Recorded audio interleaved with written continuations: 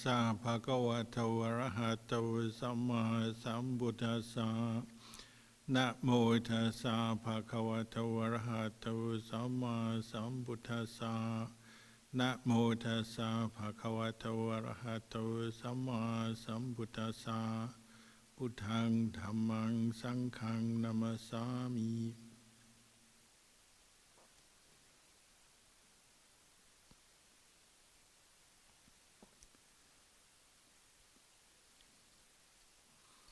Blessings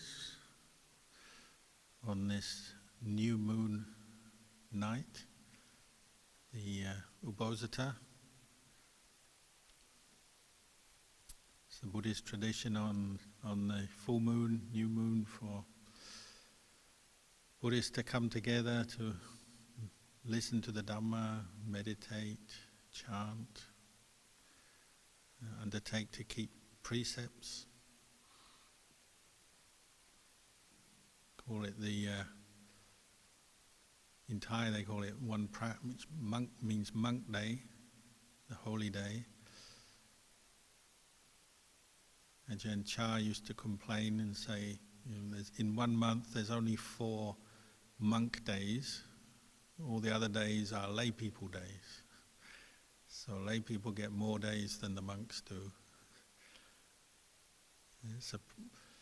Maybe sometimes this is a sticking point in our practice, isn't it? Because we say, okay, on the monk day, the full moon, new moon, or the half moon observance day, that's the day I'm going to practice. Put all my effort into meditation, keeping the precepts. But on the other days we forget, we leave it. Because they're lay people days, and we don't have to think of the Buddha, the Dhamma, the Sangha, we don't have to practice, perhaps. It's one of the dangers.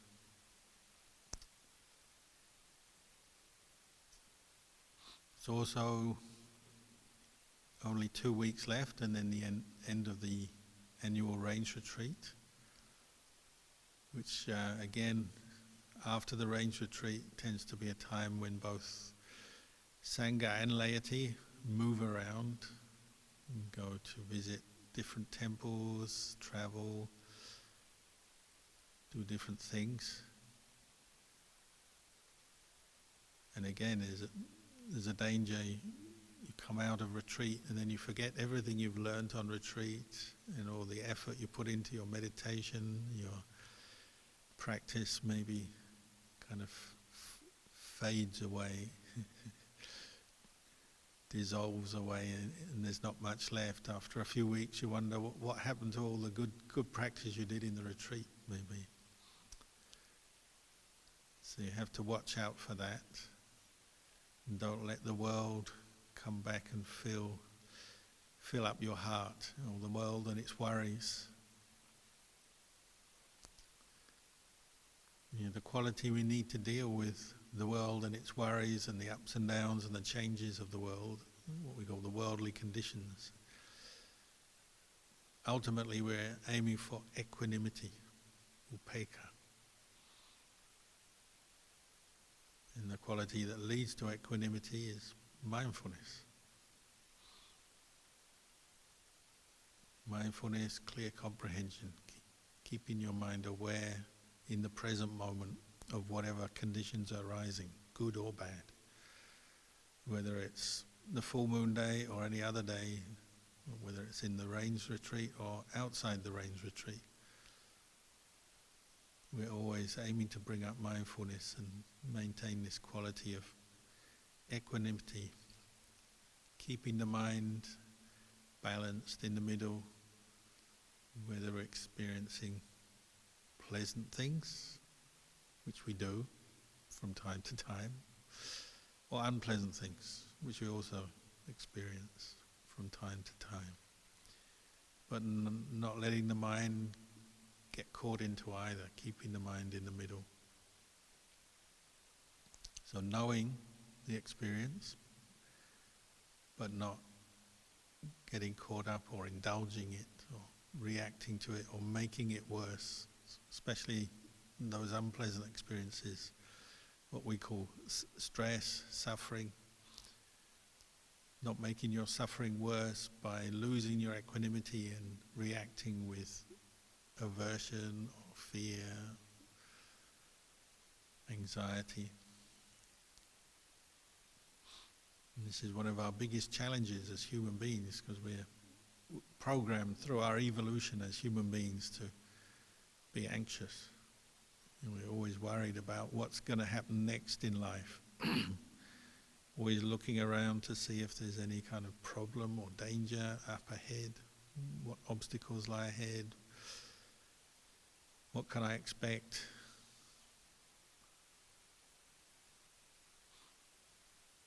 Ajahn Kalyano used to say there's only one thing you can expect, and that's that everything is uncertain.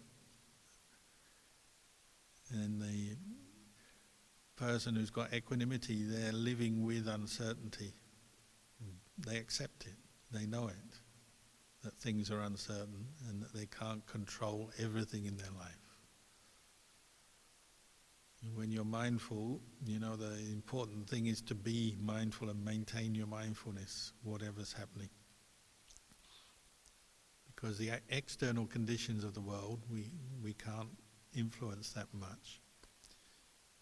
But we can influence our mind. We can bring up mindfulness.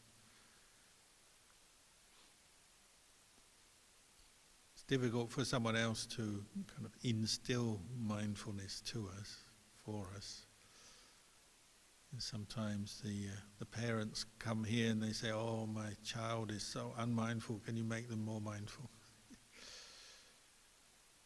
Well, another person can have a good influence. And the Buddha did say, if you live with people who are practicing mindful and are more mindful, it does help you a bit. Helps to make you a bit more mindful. But in the end, nobody can do it for you, can they? You have to practice for yourself.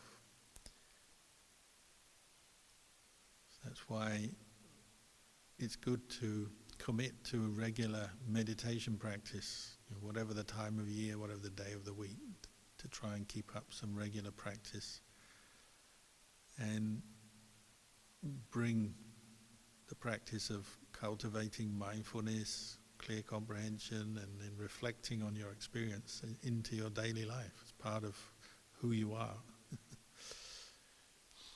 And that's part of our suffering, isn't it? We're often asking ourselves, who am I? What am I? What do we identify with, or who do we identify with? That picture in our mind, the picture we paint of who we are, who we feel we are, who we think we should be.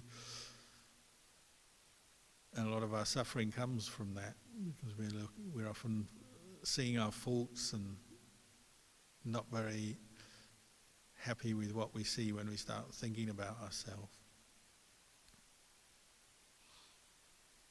But if you practice meditation regularly, what this quality of mindfulness that you bring up, one of its features is it's bringing you to a place of balance and equanimity in the mind where you can accept whatever you are. Even when you have a lot of stress or doubts and uncertainty or insecurity, becoming mindful of it means you just know it and you're not compounding it or making it worse. Or if you have some stress for some reason in your life, you're not making the stress worse when you're mindful. You're just knowing, oh, I'm stressed, it's like this. When we're not mindful, when we become stressed for one reason or another, we tend to make it worse. We get stressed because we're stressed. And off we go. Maybe we have our picture in our mind who we feel we should be. So if you're somebody with interest or faith in the Buddhist teachings, maybe you have an idea or a picture. I should be somebody who's not stressed. I should be perfectly peaceful, wise, good human being. And then of course the reality doesn't always match that. So when it doesn't match, then you get stressed because you're not meeting your ideal. But if you have the quality of mindfulness, or you're bringing that up, it doesn't operate in that same way. Mindfulness is not judging an ideal or telling you how you should be. It's witnessing or knowing how you are, what you're experiencing in the present moment, good or bad, pleasant, unpleasant. Noticing the body, whether you feel healthy, strong, good, or whether you have some health problem or some pain or injury. Mindfulness doesn't judge it, it just knows, oh, it's like this. There's some pain, there's pleasure. What you're thinking, becoming mindful of your thoughts is not judging them, it's just saying, oh, there are these thoughts running through my mind right now.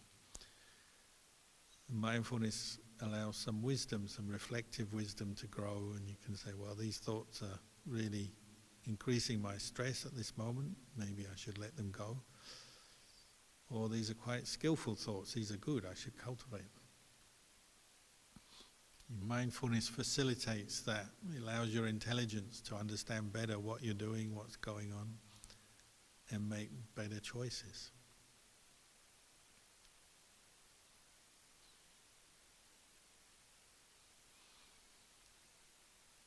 One of the things that we talk about quite a lot in our practice is this difference between conventional reality and ultimate reality, conventional truth and ultimate truth.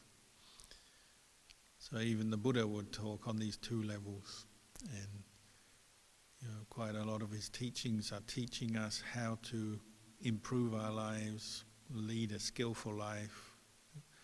Sometimes we summarize that, we say how to be good or be a good person. When the Buddha was talking on that level, or when we talk about our practice on that level, we are talking about a person, a good person or a bad person, or a good thought, bad thought, good experience, bad experience. That's the normal way human beings relate to each other and relate to the world. And the Buddha gave us lots of teachings on that, how to be a good person. So if you look at the Noble Eightfold Path, a lot of it is taken up with cultivating good or skillful qualities. The Buddha explained that the Noble Eightfold Path is the path that leads out of suffering. It's something we have to develop, cultivate, and it has these different factors in it. So practice of cultivation of right speech, so good speech, skillful speech, right action, right thought, right livelihood. These are all teachings the Buddha gave us on how to develop skillful qualities, and you might say to be a good person in life, to create the causes for our happiness. And that's not just happiness in some future destination or future time span, but happiness right here, right now. When you cultivate right action, right speech, right livelihood, it's generating the causes for happiness right here, right now. So the Buddha would use this, the idea of a self, a person who's practicing. So that's us, all of us, we're human beings and we're practicing the Buddhist path, and we can say, well, I am Buddhist, or I am following the Buddha, I am cultivating the path. And we use the convention of being a person, a human being, and we have thoughts and feelings, and we make decisions and we do things. We make karma. There's somebody who makes karma. And this is useful for our practice, to talk like this and think in these terms.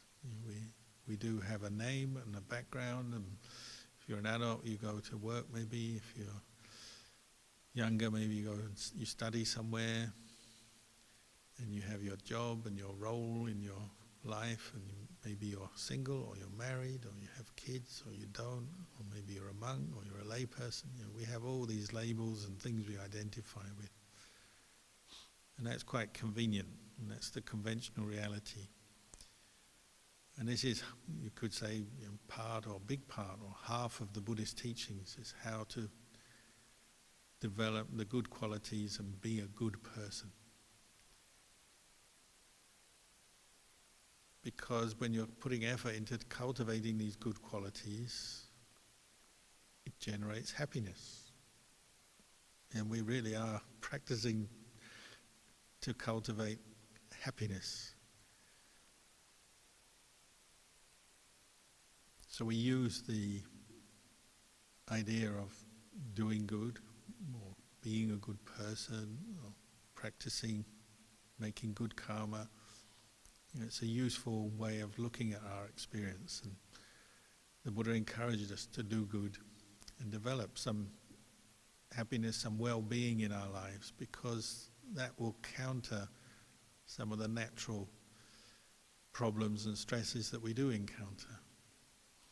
You'll notice if you have a starting point where you've been maybe putting effort into practicing kindness, generosity, keeping precepts, cultivating what we call good karma, even if you encounter some unpleasant experiences, things can go wrong in your work, in your health, in the world around you. That's normal part of life, that we meet with obstacles, painful experiences, misunderstandings, failures. That's normal. But if your starting point is you've been trying to cultivate good qualities, generosity, kindness, well, when you meet those painful experiences, it's like you're ready for them. Your mind, your attitude, the way you're thinking is going to cope better with some of the obstacles and painful experiences of life if you've already been cultivating good qualities, or what we say, doing good. It sets you up for, or cushions some of the suffering and stresses of life, and then it's easier to let them go if you've already been cultivating skillful qualities. What we tend to do when our practice is not yet very strong is we encounter some pain or suffering or difficulty in our life, and then we make it worse because we don't have much of a store of goodness yet. We haven't practiced much, perhaps. Then when we encounter some pain, it overwhelms us, and our thoughts become very negative. Maybe we become very stressed, or take out our suffering on ourselves or on other people and make it worse. So the Buddha encouraged us to keep doing good in our life, whatever experiences we're having. So even when things are going well, still do good.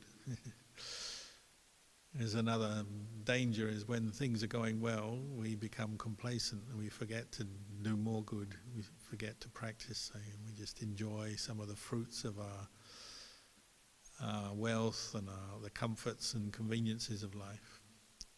But actually, the Buddha encouraged us to keep doing good, to keep cultivating the path, keep making good karma, whether things are going well or not. Get into that habit. Because when we develop a good foundation of goodness in our heart through helping others, helping ourselves, cultivating the path, then we can investigate some of the deeper truths, the more profound truths that the Buddhist teachings are also pointing to.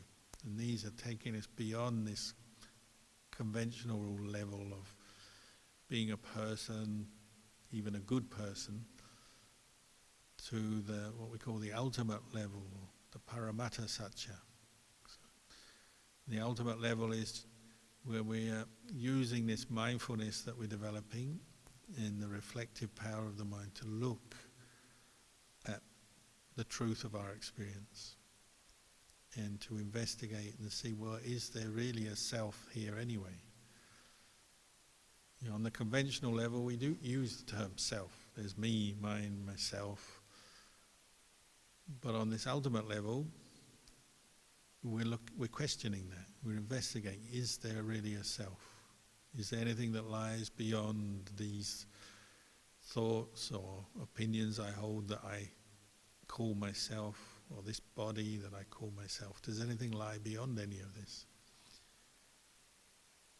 And this is where we use the foundation of cultivating skillful actions, skillful speech, kindness, generosity, these kind of fundamental qualities to develop happiness, and then we use them as a platform for developing perhaps deeper mindfulness and investigation of the truth, getting to the point where the sense of self disperses or disappears because it's seen as just a creation of the mind. On the conventional level, we are a person. We have our body, we have our thoughts, our feelings, and we try to do good and be a good person, and that's correct. But even the idea of being a good person is still just an idea, still a thought, a concept. And the Buddha had us go more deeply into our practice, and that's why we cultivate mindfulness, cultivate meditation, and put more effort into it, and especially if we practice regularly and for longer periods. Then sometimes you might experience a mind that has set aside the sense of self or the idea of self that we normally are working with and thinking about. You might experience some real calm and peace and what we call emptiness, where the mind becomes very clear. And it's not thinking about a self anymore, it's just observing and witnessing experience without creating a self out of it and without adding anything on. Just experiencing the emptiness of mind and knowing from that place of emptiness that thoughts are just thoughts, they arise, they pass away, they're not a person or a being, they're just thoughts. Good ones, bad ones, skillful ones, unskillful ones. They have this characteristic of being uncertain, inconstant, subject to change. That's the same for feelings, memories, thoughts, sense consciousness, and the body. So the Buddha had us investigate from this place of goodness that we've been developing, to train ourselves, train our mindfulness, train the investigative ability of the mind to really look more deeply beyond just the qualities of goodness and the happiness it generates, to actually see, well, there's no one who's happy. And to do that, we really need to meditate, don't we? We need to practice mindfulness regularly and use the mindfulness, use this place of balance, equanimity to investigate the truth of what we identify with as self. This is where the Buddhist teachings take us to a deeper, more profound reality, the highest reality of Nibbana, ultimately, the unconditioned, the unborn, we say the deathless.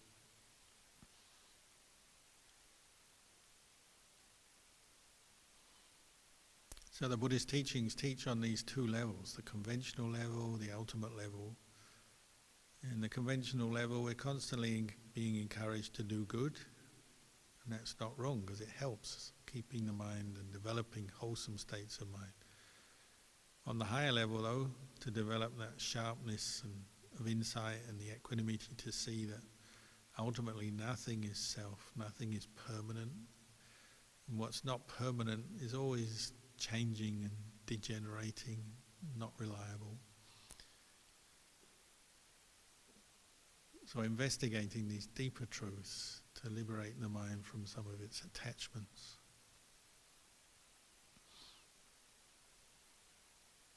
If we understand this, the conventional reality and then the ultimate reality, it helps us to deal with some of the stresses and the painful experiences of life. Because we've got a framework then to look at things. We're never going to be able to control the world enough to rid ourselves of painful experiences as long as we're living here. But at the very least we can know them for what they are. When we're mindful, we can know, well, this painful experience is like this. When you have some pain in your body, just from sitting too long, or when you're ill, and knowing it's like this feels like this, it arises, it passes away, but not creating further suffering out of it.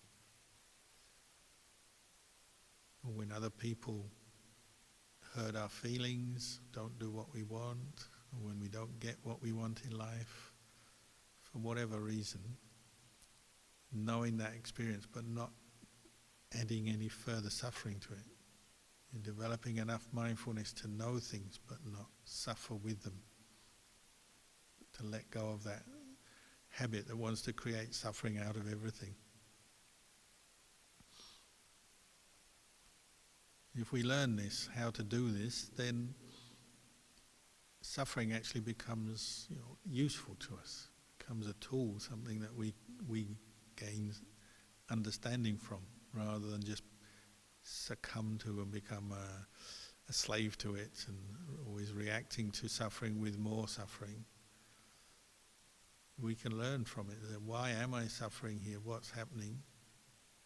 It's because you attach with a sense of self to some unpleasant experience. If you can see that, you understand that, then you don't create suffering out of that painful experience. You just know it and then you let go. And that's your aim, that's the goal of this practice.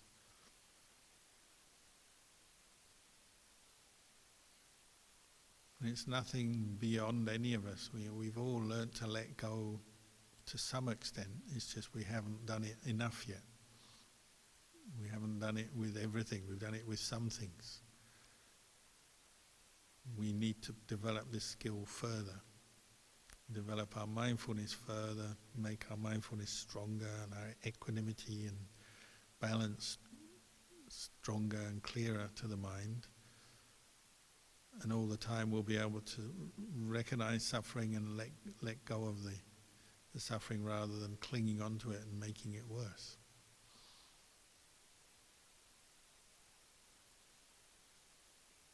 This is why illness and injuries, illnesses, they're the worst things for us. Nobody wants them, and yet we learn so much when we establish mindfulness when we get ill.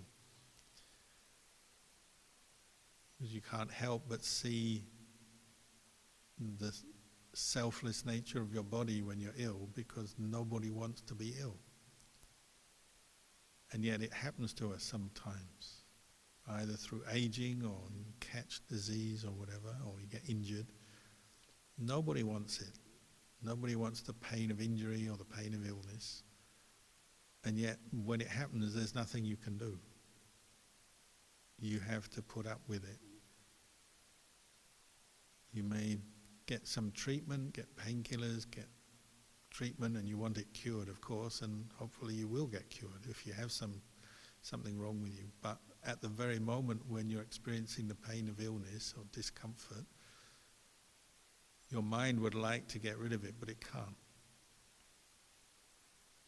So that's often, for many people, that's a moment of insight when they accept it. They say, oh, there's nothing I can do with this. I will just have to accept it. Then they let go of the craving, the attachment that leads to more suffering at that moment.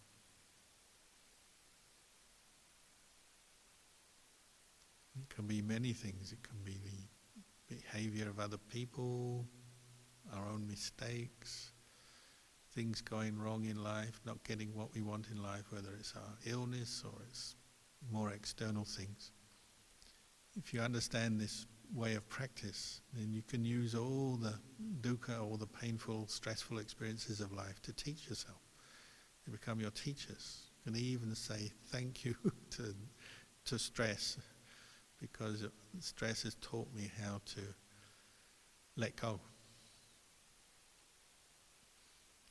And we have to remember, even the enlightened disciples of the Buddha, or even the Buddha himself, they never, while they were still alive, they never completely got beyond painful, stressful experiences. Because they had a body. The Buddha had a body, Ajahn Chah had a body, any other enlightened master you can think of, they have a body, and that means they still experience heat and cold and pain and hunger and discomfort. And some people like them and some people don't like them. So anyone living in the world, as long as they got a body, they will be experiencing some pain, some dukkha, some stress. The difference is the enlightened person, they don't create suffering out of those painful experiences. They know they are just feeling, they are just an experience that arises, passes away, but it's not self. They don't create a self out of it. And this is the mind of equanimity. And we sometimes will have that when we meditate and bring up the mindfulness, and our mindfulness is strong, we may have some equanimity then. It won't remove all the unpleasant experiences from our life, from our world, but when we meet with those unpleasant experiences, they'll teach us something. Like the man who was here the other day, he was saying he learned from watching the news. So many people now complain about the negative news that they have to watch. And actually, you don't have to, do you? You can turn it off. But this man was struggling with the negativity of watching news and news about COVID or about war or about the economy, about people suffering, earthquakes, floods. So much suffering in the world, and it's all on the news for you to see every day.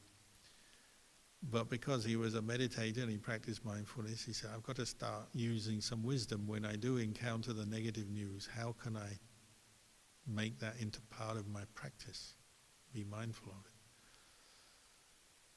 So he started to reflect, well, what is the news? So they give you this information, maybe there's some visual images and there's some description from the newsreader.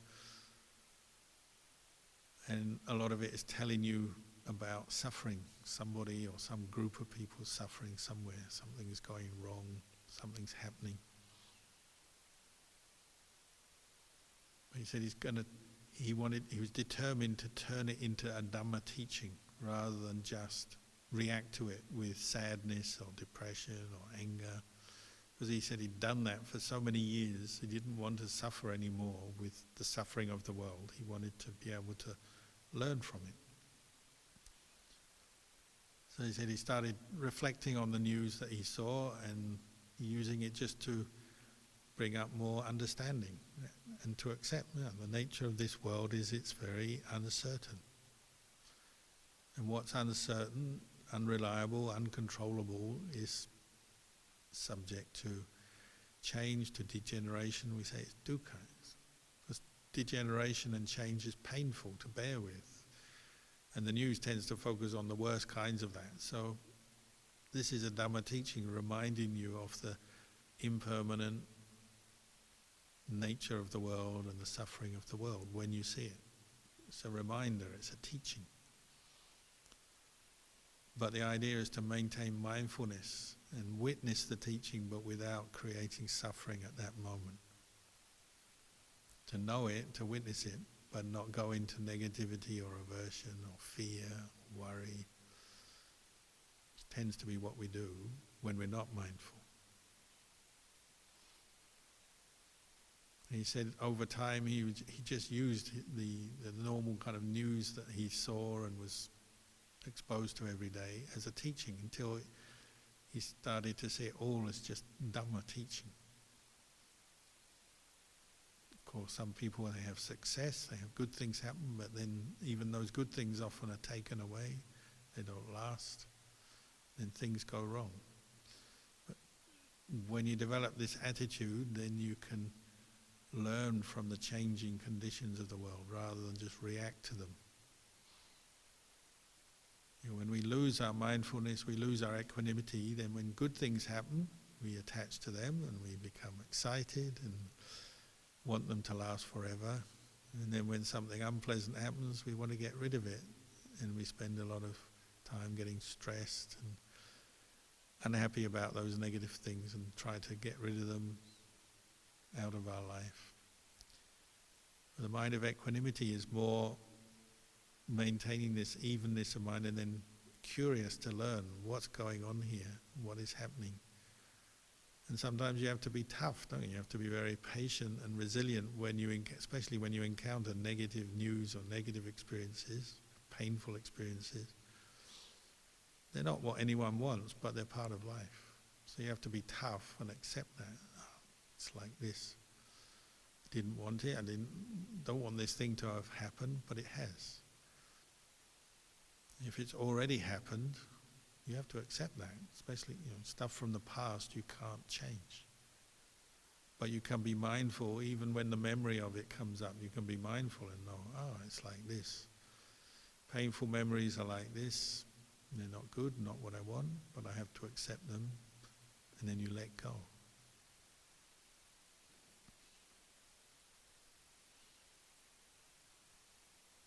Even excitement and anticipation of pleasure can turn into pain, can't it? There was a man here yesterday. I don't know if you're watching from outside Australia, you might not understand this, but yesterday in Australia they had a thing called the Grand Final. It's like Australian rules football, and they have two teams, and they reach the final, and then every team has its supporters. And there was a man here saying, "How do I deal with the anxiety, not knowing whether my team will win or not?" I said to him, well, actually, if that's your biggest suffering in life, you're doing quite well, because I think a lot of people have much worse suffering than that. But nevertheless, it's still something you can learn from, isn't it? Say you're a sports fan and you have anxiety, will your team win or lose? That's something to learn from, isn't it? You have the anticipation, if I win, I'll be so happy and we'll be so successful, this is so good if we win. But if we lose, I'll be so downhearted, I don't want to lose because I don't like that feeling, that emotion of despair and failure. So nothing's happened yet. The game, when he was talking to me, the game hadn't been played. And he said already his emotions are all over the place, the ups, the downs. I said, well, just learn from this. Just pause for a moment and ask yourself what's going on in your mind, because nothing's actually happened. The game hasn't even been played yet, and already you're up, you're down, all over the place. That's what happens when we lose our equanimity. Even if you win, that feeling of elation doesn't last forever. It arises, it passes away. Or even, in the course of some sporting fixture or something, maybe you're temporarily winning, but then you lose again. Or I don't know about Australian rules football. I don't watch that, but I can remember from watching soccer before. Maybe your team scores a goal and you're really happy and proud and excited and full of happiness, and then the goal is disallowed by the referee, and one moment you're up, one moment you're down. Life is like that. Life is like one big game, isn't it? Things happen that you enjoy, then that enjoyment changes, that experience passes, and then you're back to maybe feeling normal or feeling down again. It's a bit like the Buddha saying, beings, they're reborn in heaven. This is samsara, isn't it? They're reborn in heaven, happy, delighted, and then out of heaven they may be reborn in a lower realm, ghost realm, hell realm. Then they're born in a higher realm again. It's the ups and downs of birth and rebirth. So whether it's just in a few moments in the game of sport, some kind of sport competition, or it's samsara, life after life. And this is the suffering of no mindfulness, no equanimity.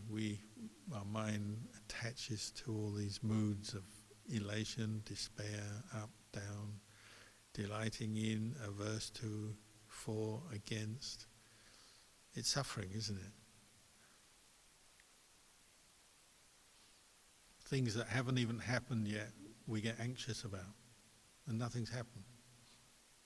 Or like maybe every week or two, somebody comes here and says, I've got to have a biopsy done. I'm going to suffer because it's got a biopsy. Maybe I've got cancer. And then, some of the time they get the biopsy done and they got no cancer. Sometimes they do have cancer. But before they've even got the result, they're already suffering. In heaven, when they get the good news, they don't have cancer. In heaven, when they get the news they've got cancer, down in hell, up and down, up and down. That's life without mindfulness, without equanimity, without reflecting on the Dhamma. Life is just a succession of ups and downs, isn't it? There's no solid ground, there's nothing reliable. This is why we practice the Dhamma. Cultivate the good qualities and develop the mindfulness, the equanimity that sees the nature of experience. It's impermanent, not sure. That's Rinpoche's summary of the entire Buddhist path. All the 90 volumes of the Tripitaka can be summarized in, it's not sure. You're going to win, it's not sure. You're going to lose, it's not sure. You got cancer, it's not sure. You didn't get cancer, it's not sure. They speak nicely to you, but it's not sure. They speak rudely to you, it's not sure. The food tastes good, it's not sure. The food doesn't taste good, it's not sure. The whole of the Buddhist teachings are summarized in is not sure.